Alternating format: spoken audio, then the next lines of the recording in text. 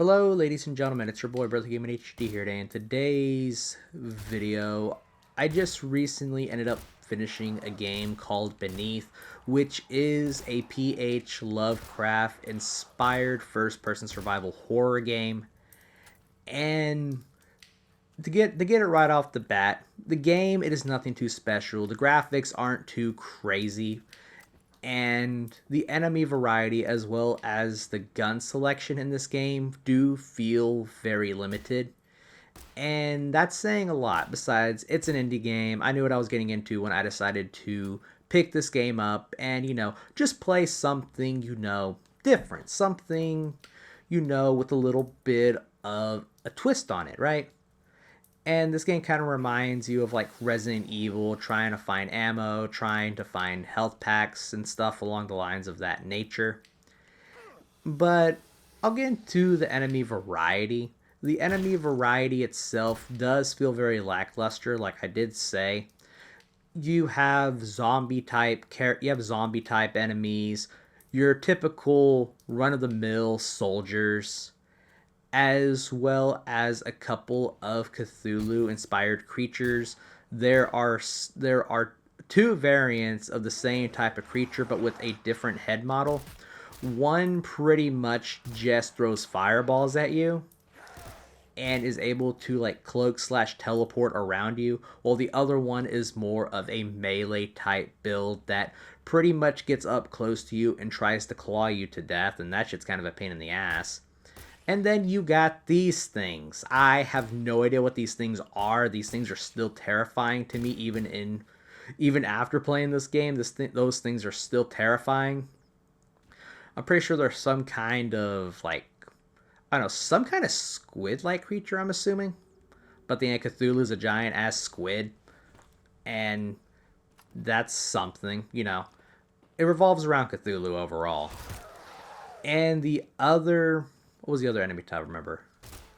And the other two enemy types that are in this game, like one is like a giant ass crab, giant ass lobster, crustacean. And let me tell you, if you're gonna kill those things, just carry a shotgun, and it will come in handy. It will literally save you. I'm not joking when I say that. The shotgun is your best friend near the end of the game. I'm not joking. And even there's another enemy type. I really don't understand the names of them. I just basically go off their appearance. There's like a hard shell type creature, and they attack in packs. I'm letting you know that right now. Those suckers attack in packs. And if you do not have the shotgun ammo for that shit, you're gonna die. The best case scenario for you is pretty much get up close and personal and just pretty much hope and pray that you can one pump them. And that's saying a lot. That is literally saying a lot in general.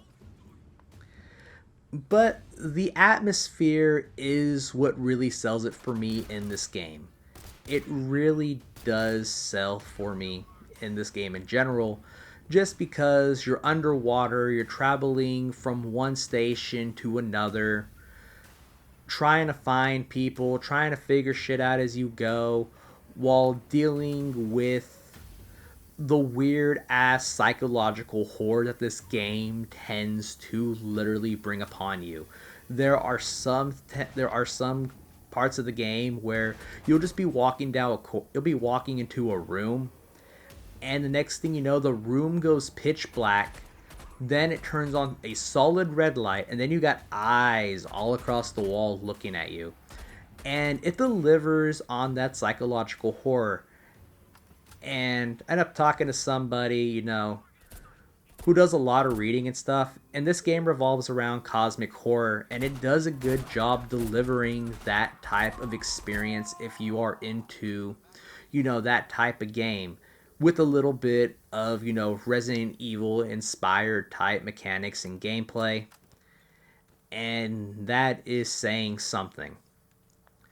But even the soldiers themselves, I know it's going back to the enemy types, but the soldiers themselves, they kind of felt like they were very random at times. And the reason why I say that is mostly because of the fact that Sometimes they'll be crouching up and down while they're shooting at you. Other times they will just randomly stampede you in a group of 5 or more. And the soldiers, they just felt more random. They felt very random and unpredictable, unlike the crustaceans that pretty much inhabit the areas that you do end up visiting through the stations. The giant ass leeches that you see, they really don't have an AI pathing issue in some way, and even the monsters that you do end up encountering as well, their AI is polished, but the soldiers, they're not the brightest half the damn time, and that is saying something, considering the fact that it's like, okay, it's like, I do not know how you can mess up a soldier AI, but this game does have a lot of negatives that that I am pointing out, and I know this is an indie game, but if you do end up seeing this game, you do plan on picking it up. The gameplay, it's all right, it's okay, but I think the atmosphere is what really sells it for me, because it's shrouded in mystery. It's shrouded in this horror type aspect. Well, obviously it's cosmic horror, but it kind of just pulls you into the world. It kind of pulls you into this dark underbelly of just being under the water, being under the ocean, right? And there were some moments where I was developing like parts of what do you call it? Not paranoia, but phobia. I was pretty much at a certain point developing phobia, because there were some parts of the game where I was underwater for a very long time than I would like. And that dread alone kind of made me feel like I don't want to play this game anymore. I kind of feel scared about the damn time. I'm like, you know what? I'm gonna get through this game. I'm gonna play it. I'm gonna finish it and make a video on it. And here we are.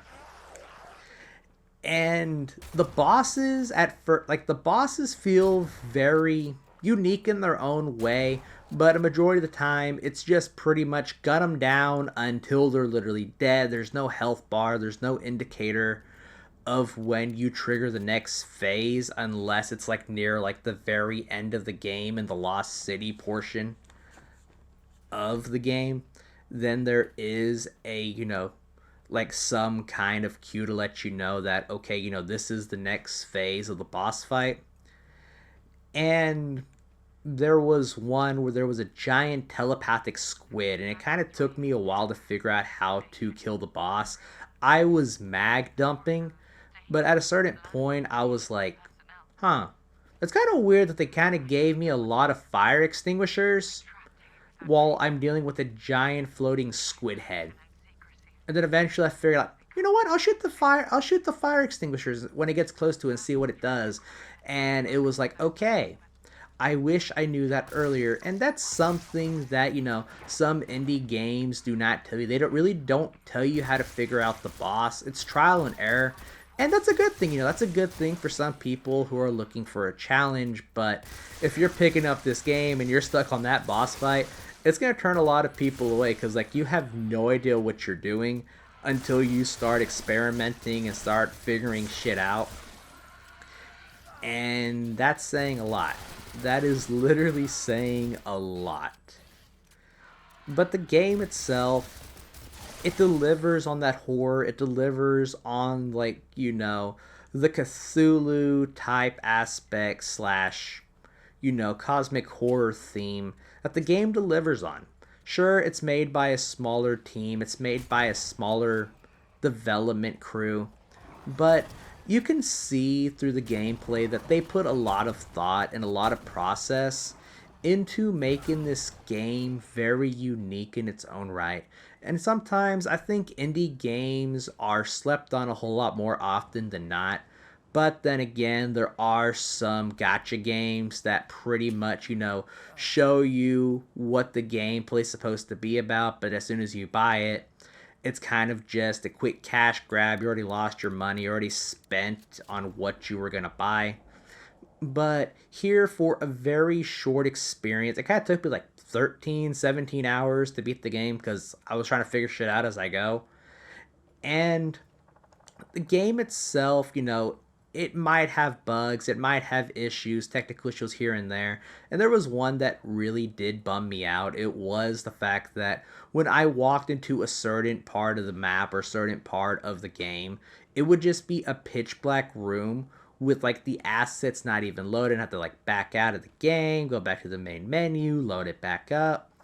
But some people, it's like, okay, it's like, that's where I'll stop. That's where I'll quit. That's where I'll, just put the game down, uninstall it, never play it again. But at the same time, I'm like, you know what? I can deal with this bug. I can deal with this issue because, it's an indie game overall. It's not going to be perfect when it comes out, right? And that's what I did. I gave the game a benefit of the doubt, and it worked out for me in the end. And that's saying something. I don't remember if I ever mentioned anything about the boss. I did mention the giant floating head, right? Yeah, somewhere in the video. But the bosses themselves, they kind of feel kind of unique in their own way. Okay, I did mention the bosses. Yeah, that's right. Yeah, I did mention the bosses. Sorry. But out of every location that I have pretty much went through, this is my favorite setting right here, the Lost City. You're trying to find, like, this is spoiler territory, by the way, like, you're trying to find, like, this artifact or something, trying to basically cure sickness of, like, your main character's daughter. And everything you're doing, you're fighting through these monsters while going through this dark and eerie place.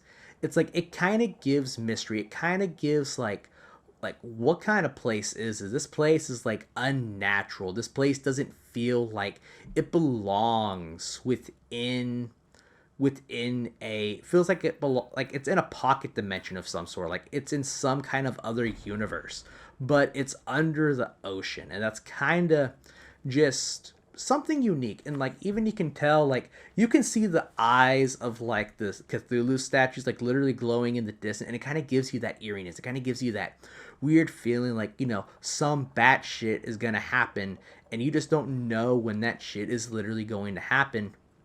And that's saying a lot. That's literally saying a lot. But this game, I feel like if you're a big fan of like Cthulhu or even Lovecraftian or even survival horror in some aspect, give this game a try.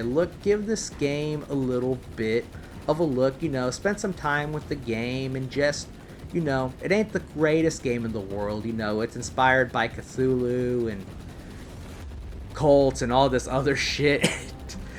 And the game itself overall, it may not be a polished experience, but it's a unique one. And I'm gonna go find other indie games, other indie horror games, and play them and give them the time of day, because these indie games feel like they're very underrated, and nobody really gives them the time of day because everybody knows, Call of Duty, Battlefield, Silent Hill, the big guys, the big dogs, but no one ever gives these little guys a chance. And I'm gonna go find other indie games, horror indie games, and give them a try, and maybe review them here on the video and just share my thoughts. But this game overall was a great one. It was a good experience, and I hope you enjoyed this video. And if you are new to the channel, please don't subscribe, like, hit them bell notifications, and I will catch you in the next one. Peace out and goodbye, everybody.